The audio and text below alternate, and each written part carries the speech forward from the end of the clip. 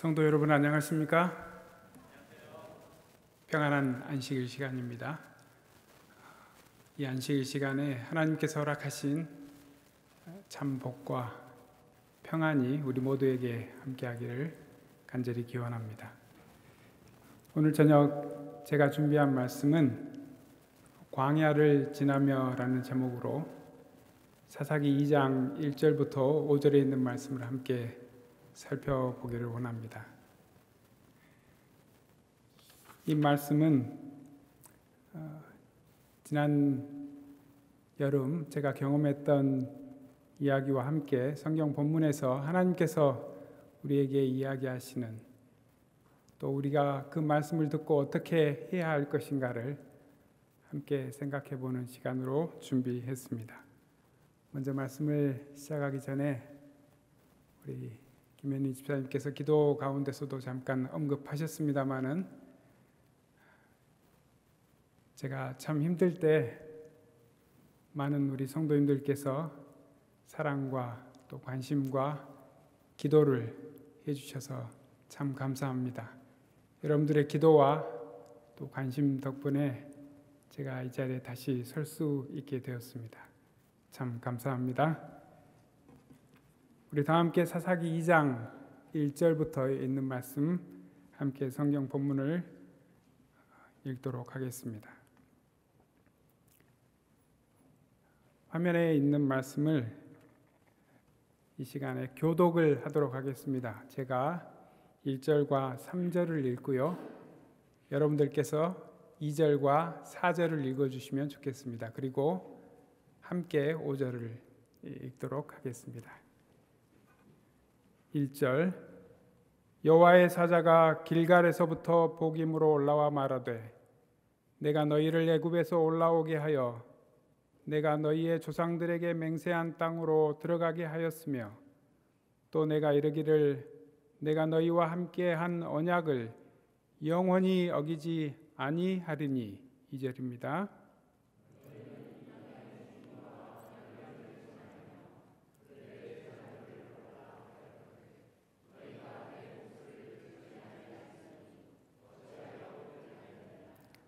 그러므로 내가 또 말하기를 내가 그들을 너희 앞에서 쫓아내지 아니하리니 그들이 너희 옆구리에 가시가 될 것이며 그들의 신들이 너희에게 올무가 되리라 하였노라.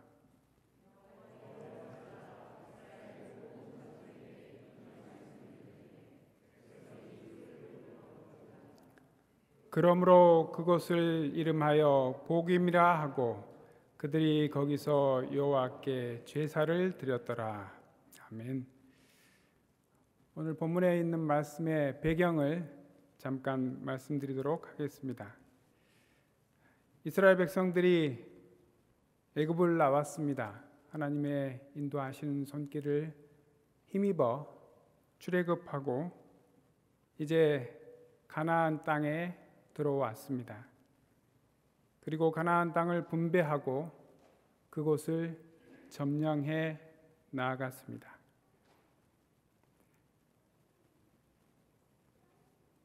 이미 광야를 지난 후라고 생각할 수 있는 시간입니다.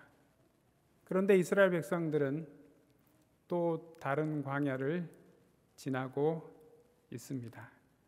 오늘 말씀을 통해서 광야에서 우리가 어떻게 해야 할 것인지, 하나님께서 우리에게 어떤 말씀을 하시는지, 또 그 말씀에 우리는 어떻게 반응해야 되는지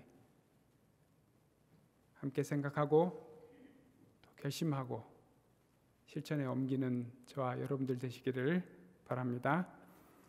먼저 이 사사기 2장 1절부터 5절에 있는 말씀을 구조를 간략하게 살펴보면 이렇습니다. 제가 말씀을 묵상하면서 나름대로 정리해 본 것입니다. 아주 간단하게 1절은 여호와가 한 일, 2절은 여호와가 한 말, 그리고 이어서 백성이 한 일, 3절에 여호와가 할 일, 4절 백성이 한 일, 5절 이어서 백성이 한 일.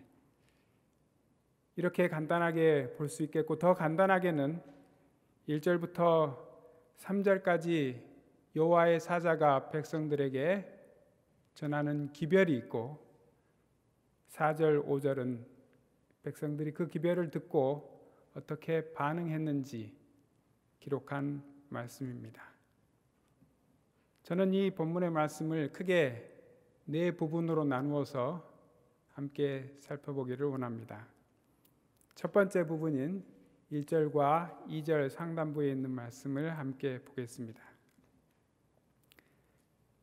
여호와의 사자가 길갈에서부터 복임으로 올라와 말하되 내가 너희를 애굽에서 올라오게 하여 내가 너희의 조상들에게 맹세한 땅으로 들어가게 하였으며 또 내가 이르기를 내가 너희와 함께 한 언약을 영원히 어기지 아니하리니 너희는 이 땅의 주민과 언약을 맺지 말며 그들의 제단들을 헐라 하였거늘.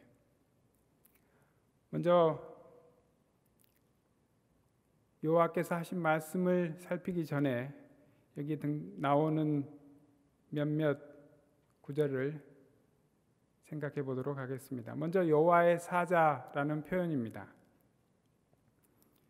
본문에 사용된 사자라고 하는 표현은 히브리어로 말라크인데요, 기별자를 뜻하는 말입니다.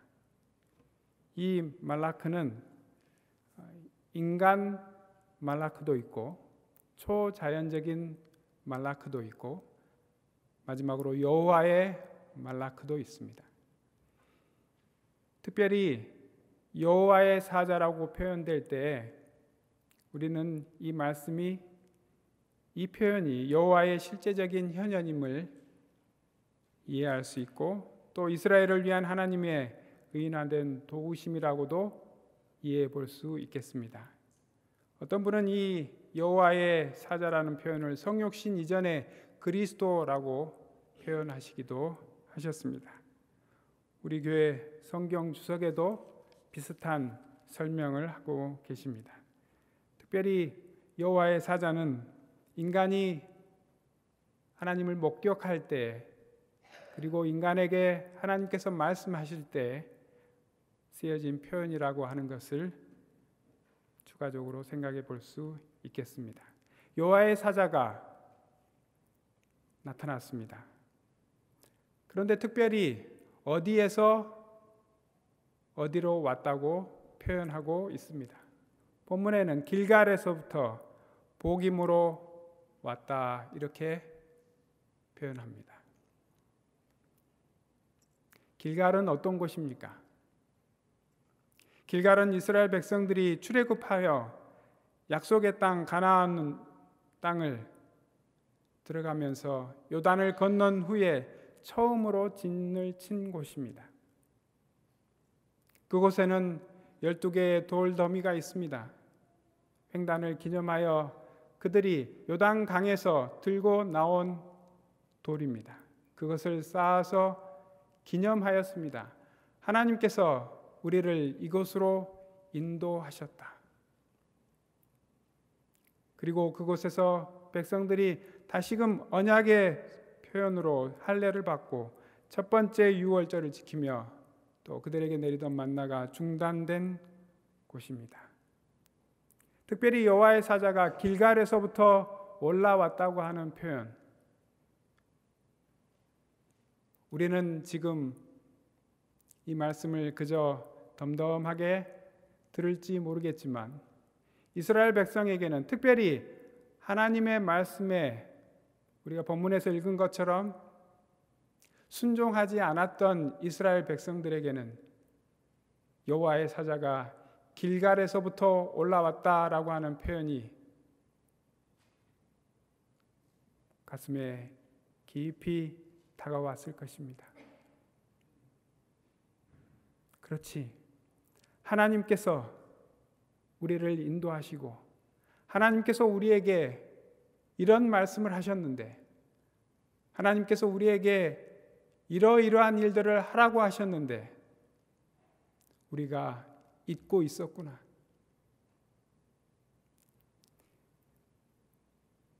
길갈이라고 하는 표현에서 백성들은 이제 앞으로 여호와의 사자가 어떤 이야기를 할 것인지 마음의 준비를 할 수 있었습니다. 복임으로 왔다고 이야기합니다. 복임은 오늘 본문의 말씀에서 2번 등장합니다. 1절과 5절에 등장합니다. 복임의 원래 말의 뜻은 우는 자들이란 뜻입니다. 곡하는 자들이란 뜻입니다.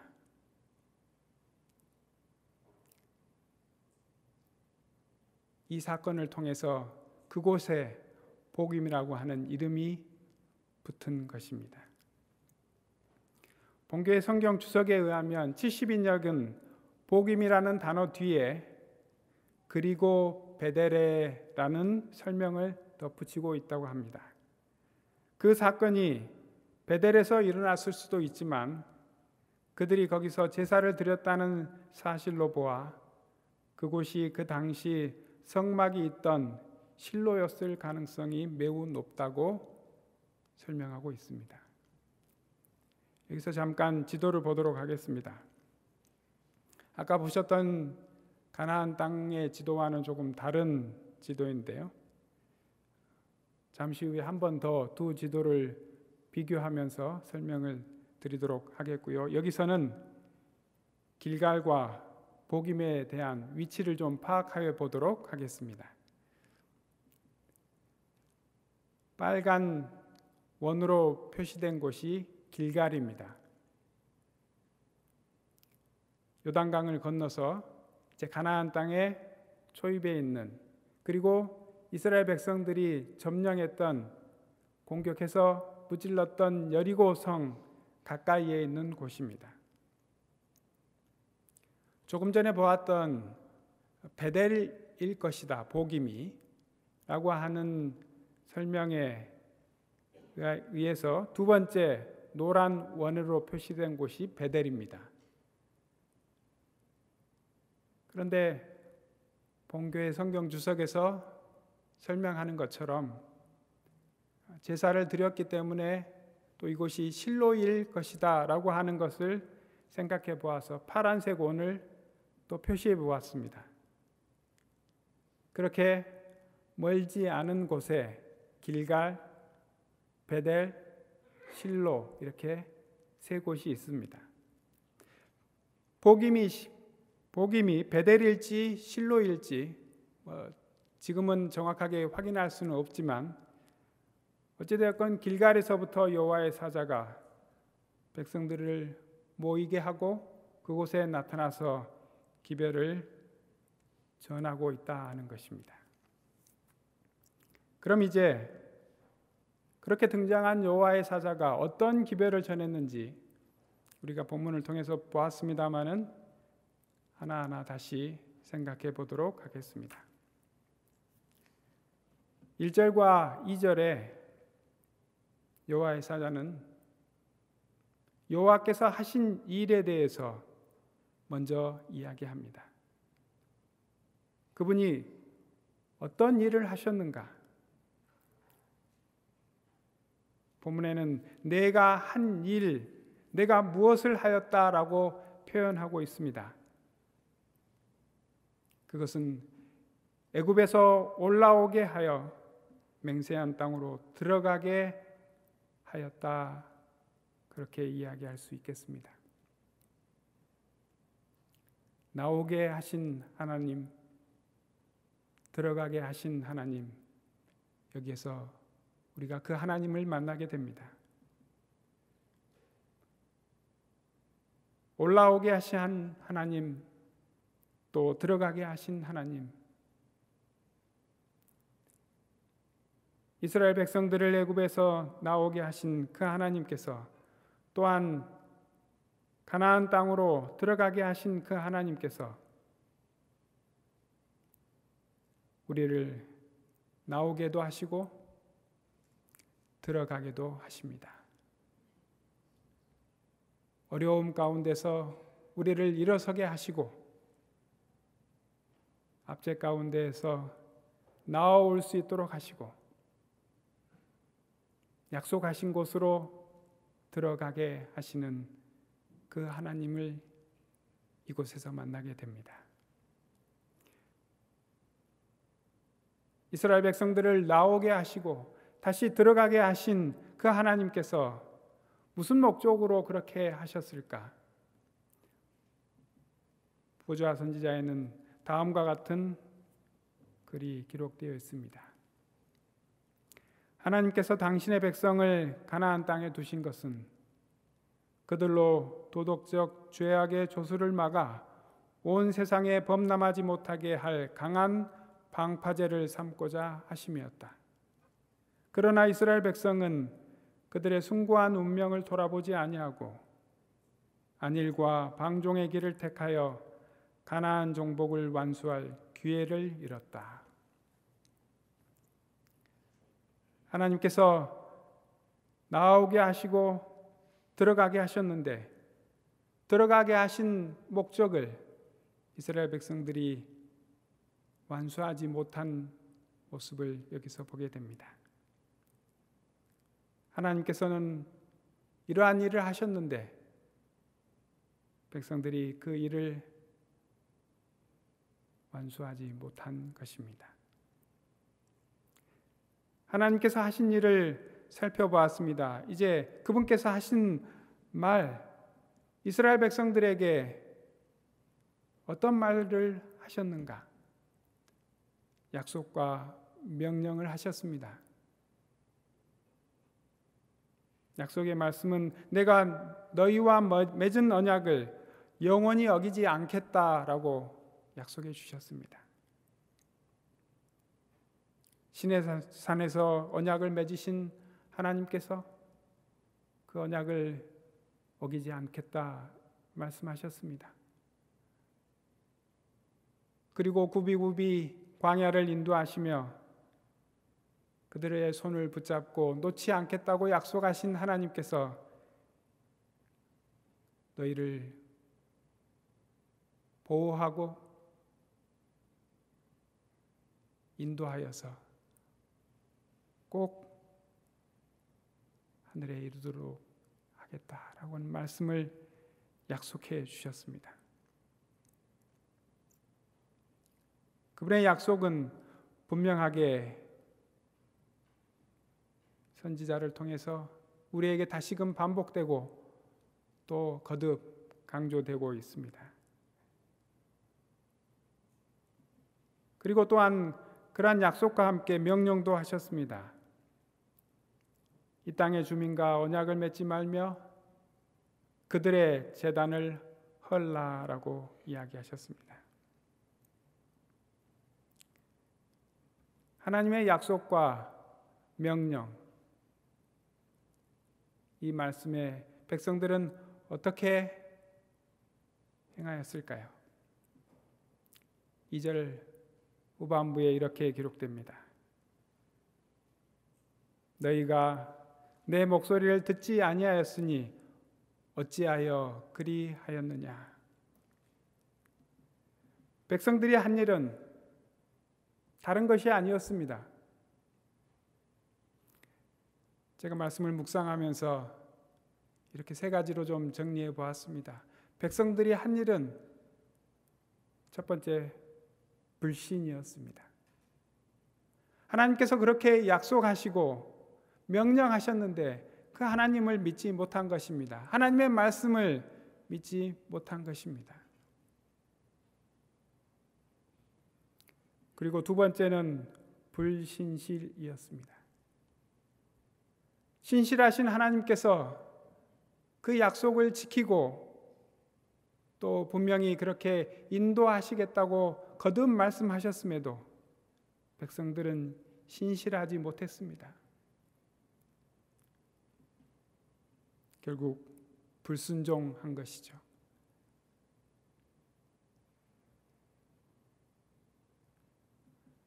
보좌 선지자 543쪽에 하나님께서 도우시리라는 보증을 신뢰하고 그 땅의 거민을 완전히 몰아내는 일만이 그들에게 남아 있었다. 그러나 그들은 이 일에 실패했다. 그들은 가나안인들과 동맹을 체결함으로 직접적으로 하나님의 명령을 어겼다. 그리하여 그들은 당신께서 그들로 가나안을 점령하도록 허락하신 조건을 성취시키는 일에 실패했다. 다시 말씀드립니다. 백성들은 하나님을 믿지 못했습니다. 신실하지도 못했습니다. 순종하지도 못했습니다.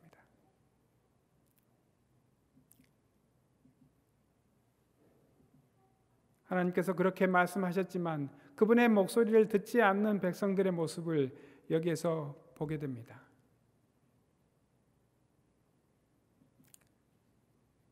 들어도 못 들은 척 하는 사람들이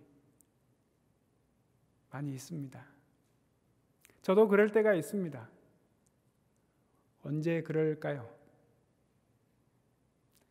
하기 싫은 것, 좀 힘들 것 같은 이야기를 들을 때 들어도 못 들은 척 합니다. 제가 입원해 있을 때 옆 베드에 있던 한 환자를 보았습니다. 그분이 꼭 이렇게 들어도 못 들은 척 하는 분이었습니다. 운동하라고 그래도 못 들은 척 합니다. 밥을 꼭꼭 씹어 드시라고 해도 못 들은 척 합니다.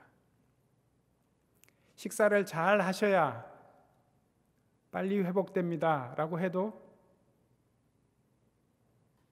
배가 부르다고, 소화가 잘 안 된다고 잘 안 드십니다. 약을 꼬박꼬박 드십시오 라고 해도 서랍을 열어보면 거기에 안 먹은 약이 쌓여 있었습니다.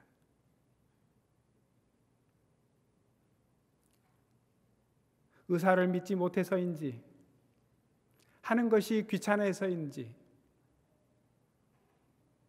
안 하는 것입니다. 들어도 못 들은 척 하는 것입니다. 그런데 우리도 그럴 때가 종종 있습니까? 하나님의 말씀은 분명한데 그 말씀대로 순종하자니 힘들고, 또 어떨 때는 뭔가 포기해야 되고, 또 어떨 때는 하기 싫어서 못 들은 척 할 때 말입니다.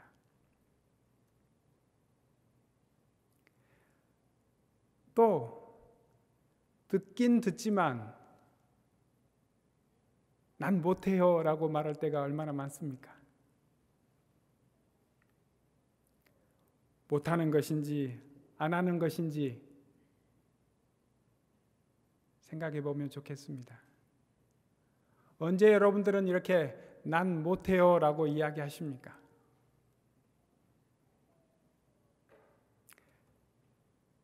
성경에 세 가지 유형을 이야기하는데요. 저도 참 그런 것 같습니다. 병상에 있으면서 많이 생각해 보고 깨닫게 된 것인데, 첫 번째는 용서하라고 할 때 난 못해요를 많이 한 것 같습니다.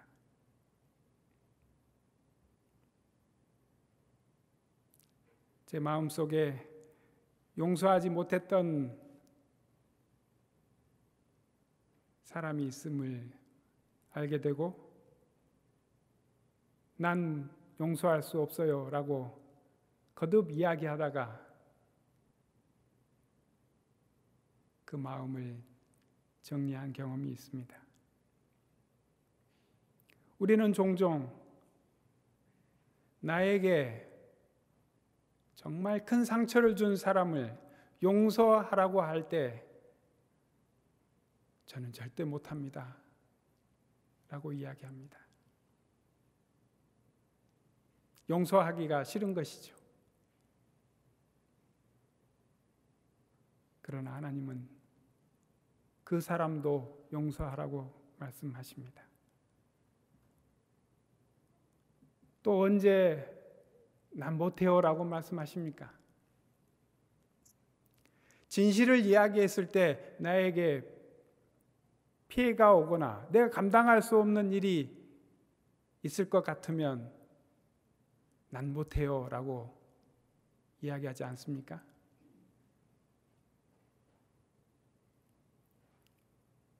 그런 경험들을 우리가 많이 합니다. 난 못해요, 난 못해요를 반복합니다. 유혹이 이르러 올 때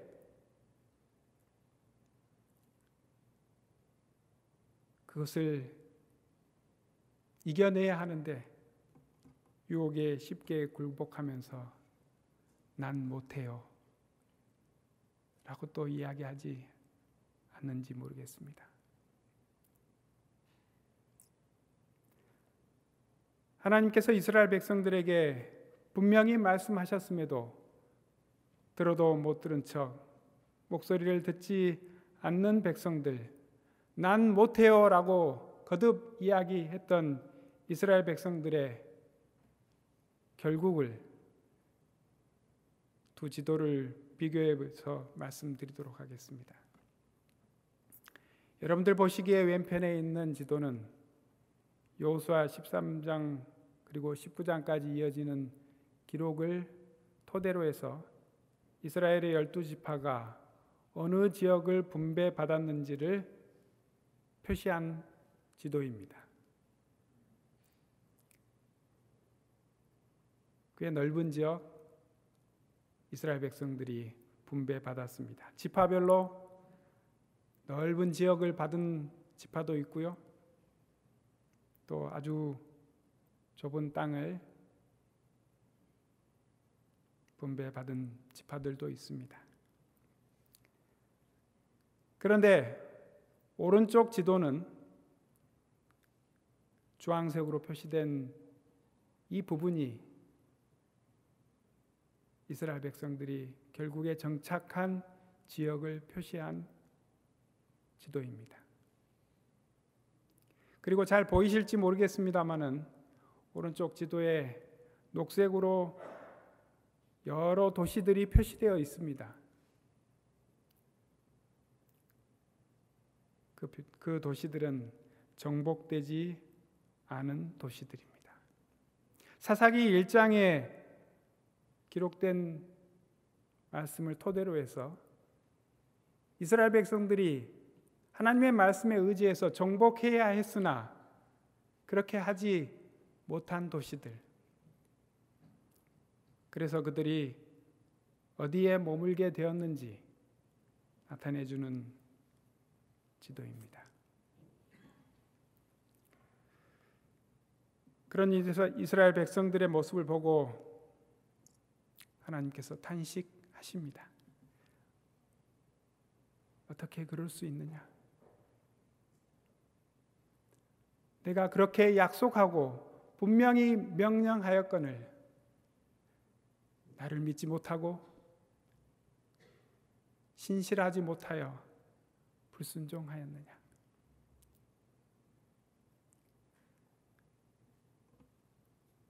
이스라엘 백성들이 그렇게 한 데에는 여러 이유가 있겠습니다.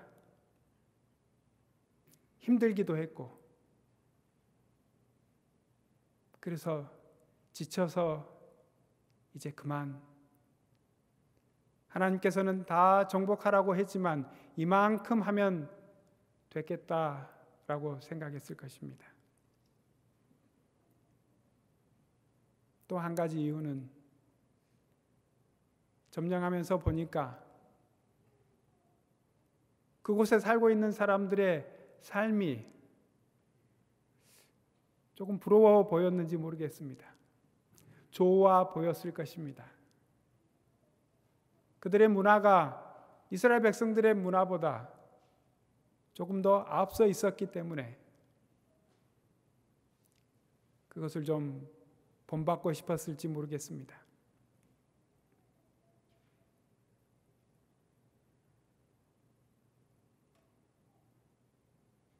그러나 하나님께서 명령하신 것을 순종하지 않은 결과로 그들이 겪어야 했던 그 경험은 정말 크고 힘든 것이었습니다. 3절에 있는 말씀을 보겠습니다. 그러므로 내가 또 말하기를 내가 그들을 너희 앞에서 쫓아내지 아니하리니 그들이 너희 옆구리에 가시가 될 것이며 그들의 신들이 너희에게 올무가 되리라 하였노라. 이제 하나님께서 이제 하실 일을 말씀하십니다. 내가 그들을 쫓아내지 아니할 것이다. 그 백성들이 너희에게 가시가 될 것이고 그들의 신이 너희의 올무가 될 것이다 말씀하셨습니다. 우상 숭배에 빠지게 되는 이스라엘 백성들의 모습, 그로 인해서 고통당하고 어려움에 빠질 그들의 앞날을 하나님께서 미리 말씀해 주고 계십니다.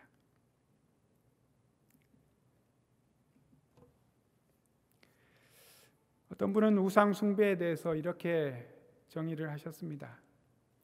피조물의 좋은 측면, 즉 결혼, 자연, 일 등을 우리의 안전감, 정체성, 힘의 궁극적 원천으로 삼는 것이다. 제가 우상이 어떤 모습이고 무엇이다라고 굳이 말씀을 드리지 않는 것은 그것뿐만 아니라 오늘날에도 이러한 정의에 맞는 것이면 다 우상이기 때문에 그렇습니다. 여러 가지 우리가 살아가면서 경험하게 되는 좋은 것들이 많이 있습니다. 그러나 그것들이 우리를 궁극적으로 살게 하고 또 구원에 이르게 하지 않는, 그리고 우리의 힘의 근원이 될 수 없다고 하는 것을 깨닫는다면 우리는 그것을 과감히 물리쳐야 하겠습니다. 어떤 것을 우상으로 만들면 그것이 계속 우리를 불행하게 합니다.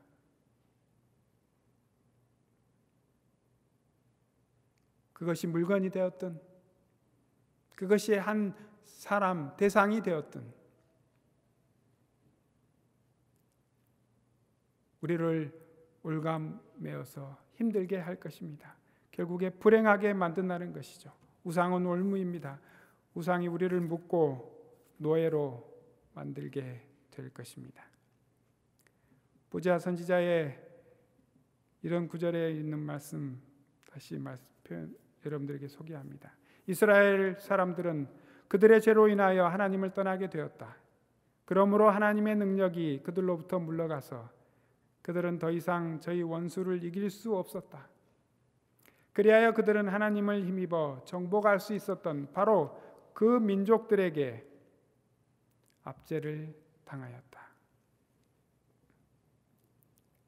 여기서 우리는 왜 하나님께서 약속하시고 분명히 그 언약을 어기지 않겠다고 말씀하셨는데 또 다시 한번 말씀하시면서 내가 너희 앞에 그 백성들을 쫓아내지 않겠다라고 또 말씀하시는가? 여기에 좀 긴장이 있습니다. 그런데 이 긴장을 풀어줄 표현을 마이클 월콕이 이렇게 기록했습니다. 내가 이 온 땅을 너에게 주겠다고 맹세했지만 또한 불순종하는 백성에게는 주지 않겠다고도 맹세했다. 저는 이 말씀을 깊이 좀 생각하면서 십자가를 다시금 떠올리게 되었습니다. 하나님께서 분명히 약속하셨고 또 그들에게 갈 길을 알려주셨는데 그렇게 하진 않은 백성들에게 하나님께서 또 어떻게 하셨는가? 제가 그림을 잘 그리지 못해서 이렇게 공의, 십자가를 수평으로 놓인 것은 공의, 수직으로 놓인 것은 사랑이라고 좀 생각해 보았습니다.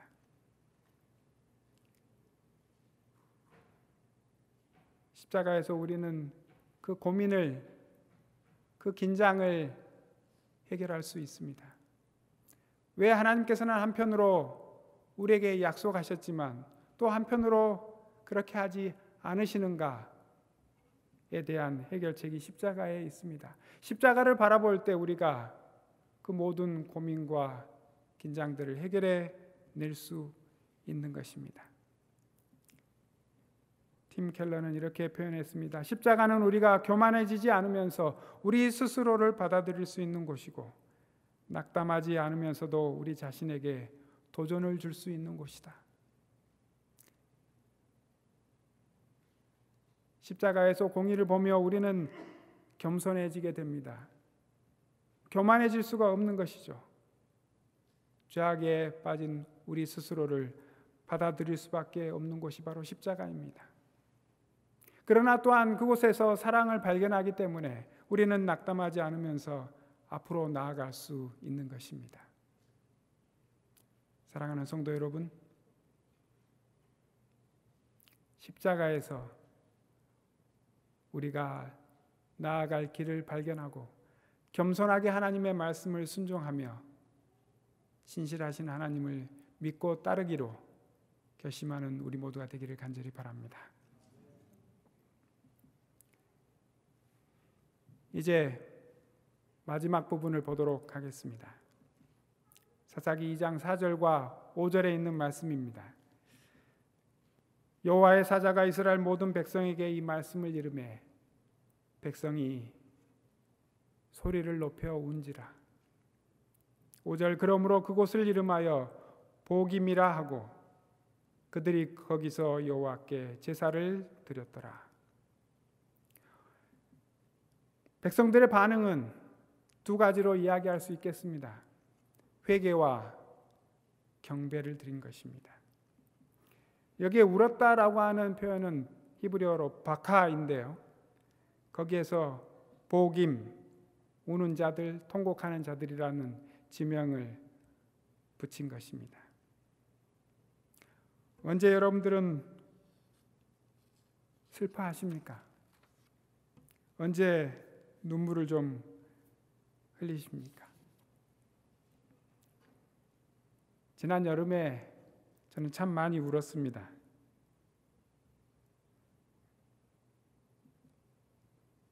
기뻐서 울 때가 있었습니다.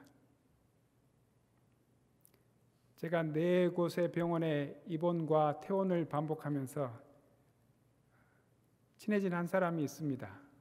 한 병원에서 만난 저하고 나이가 같은 사람이었는데요. 저에게 먼저 다가와서 자신을 소개하고 친구가 되자고 하였습니다.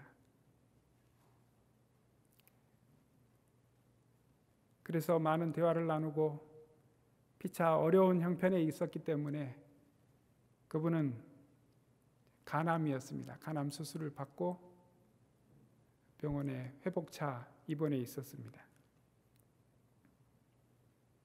그를 위해서 기도하고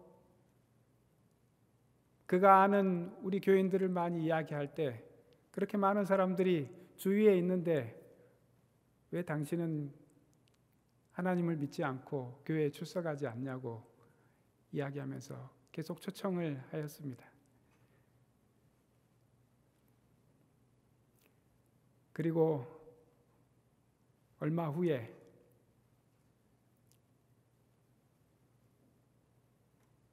그 병원에서 일하시는 한 분이 저에게 사진을 몇 장 보내오셨습니다. 제가 퇴원한 이후에 그분이 침례를 받은 것입니다.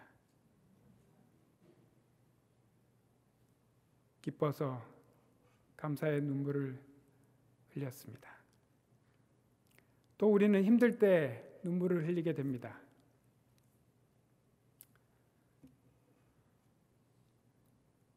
많이 힘들어서 우실 때가 있으시죠? 또 우리는 죽음을 대할 때 울기도 합니다. 네 곳의 병원에서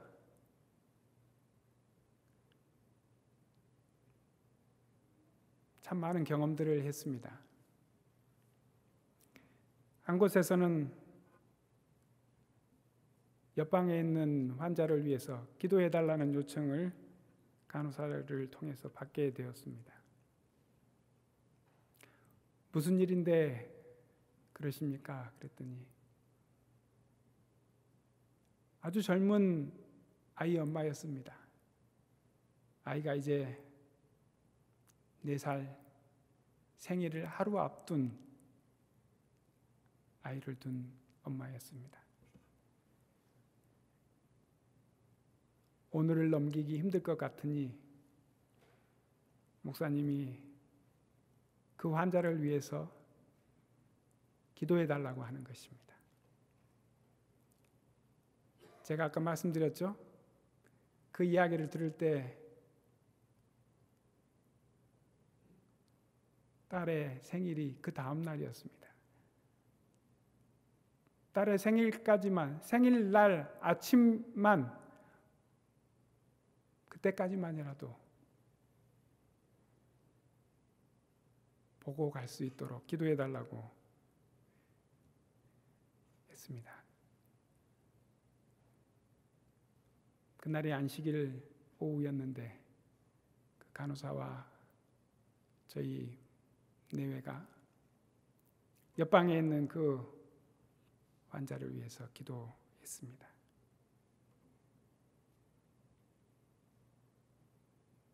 그런데 그 다음날 오후에 소식을 들었습니다. 일요일 새벽에 잠들었다고. 그리고 며칠 후에 아내의 장례를 다 치르고 엄마를 먼저 보낸 남편과 딸이 그 병실을 정리하면서 우는 모습을 보았습니다. 죽음을 대할 때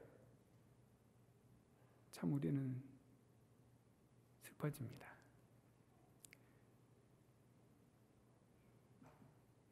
또 우리는 하나님께 간절히 구할 때, 또 불평할 때 울기도 합니다. 그러나 회개할 때 우는 울음이 우리에게 필요하다는 생각을 갖게 됩니다. 성경 여러 곳에는 회개의 울음을 묘사하고 있습니다. 사사기 2장 21장 2절에 어리석음을 깨닫고 백성들이 우는 모습을 보게 됩니다. 열왕기하 22장 19절에 요시야 왕이 율법책을 낭독하다가 우는 모습 보게 됩니다. 예레미야 31장 9절 50장 4절에 하나님께 백성들이 돌아오며 우는 모습을 보게 됩니다. 마태복음 26장 75절에 주님을 부인했던 베드로가 돌아오며 우는 모습을 보게 됩니다. 이러한 회개의 울음은 우리 모두에게 필요하고, 이러한 울음으로 백성들이 어떤 경험을 하게 되었는지, 또 무엇을 행하였는지 계속되는 말씀은 이렇게 기록합니다. 그들이 거기서 여호와께 제사를 드렸더라. 우상을 숭배하다가, 거짓 신을 섬기다가, 그 신을 섬기면서 경험하는 많은 것들을 즐기다가 그것이 잘못되었구나, 우리가 하나님의 말씀을 불순종하고 멀리 떠나왔구나, 그런 생각을 갖고 그들이 거기서 슬피 울며 여호와께 제사를 드렸습니다.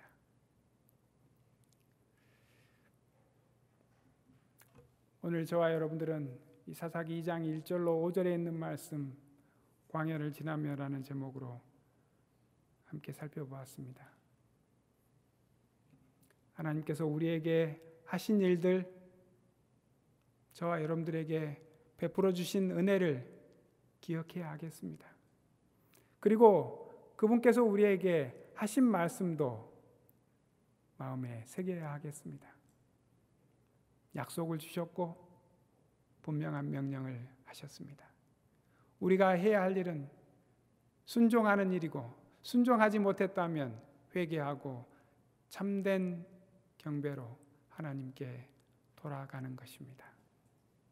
그 길에 함께 동참하지 않으시겠습니까? 오늘 말씀을 마치면서 제가 힘들었을 때 자주 들었던 복음성가 가사를 소개하도록 하겠습니다.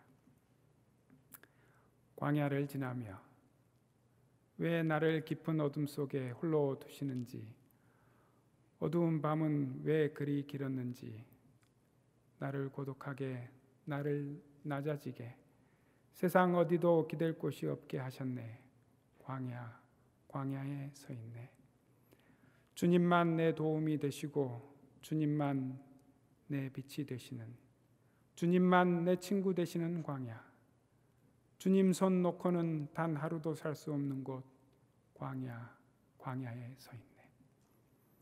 주께서 나를 사용하시려, 나를 더 정결케 하시려, 나를 택하여 보내신 그곳 광야.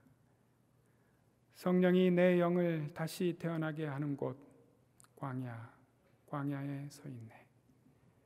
내 자아가 산산이 깨지고 높아지려 했던 내 꿈도 주님 앞에 내려놓고 오직 주님 뜻만 이루어지기를, 나를 통해 주님만 드러나시기를 광야를 지납니다.